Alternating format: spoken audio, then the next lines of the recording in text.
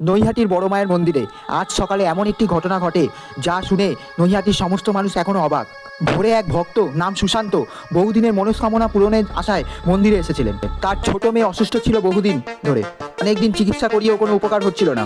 মন্দিরে ঢোকার আগেই তিনি মন থেকে প্রার্থনা করলেন, মা, যদি সত্যিই তুমি আমার প্রার্থনা শোনো তবে আমার মেয়েকে জীবিত করে দাও।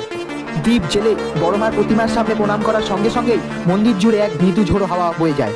আচমকাই ঘন্টা বেজে ওঠে, অথচ কেউ ছোঁয়নি। সুশান্ত কিছুটা হতবাক হয়ে তাকিয়ে দেখলেন প্রতিমার চোখ থেকে এক ফোঁটা জলের বিন্দু ঝরে পড়ছে। ঘন্টাখানেক পর বাড়ি থেকে ফোন আসে, তার মেয়ের জ্বর হঠাৎ কমে গেছে। ডাক্তারও অবাক হয়ে বলেন, এ যেন এক অলৌকিক আরোগ্য।